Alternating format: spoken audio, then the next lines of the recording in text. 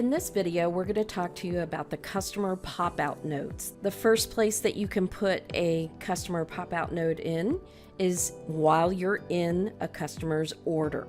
So here I have an order for 2W Ranch, and Emmanuel has told me that he is going to be away for a couple of days and that he'll be returning right before he has to pick up the order. So I want to make a note on the account to remind myself to ask him about how his trip was. So I'm going to go into the order, and you're going to see this little icon right here that if you hover over it, it says About 2W Ranch. When I click on the icon, it now brings me to a pop-out screen where I can type some information in.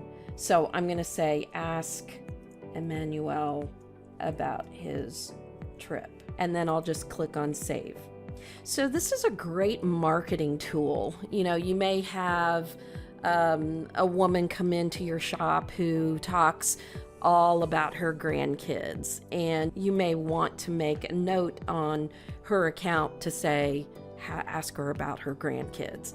And again, that's a great building relationship tool. You also may want to just put information about when the customer typically picks up his order, or how he likes to receive the order in a specific manner, meaning he likes them boxed up according to size or something along those lines. So anything that has to do about the customer that we want to remember, and you can delete these notes out, you can just keep adding to the notes. It's completely how you want to use this feature. Okay, so first way was we can open an order, or we can be in an order, and we can click on this little icon and add a customer pop-out note. The second way is to go to the main menu, head over to customers, and this time I'm going to pick ABC Plumbing here. So I'll select ABC Plumbing, and you can see there's the little badge there that says about ABC Plumbing, and I can click on that and now type a note in. And so the owner has requested to only ever be offered 100% cotton items.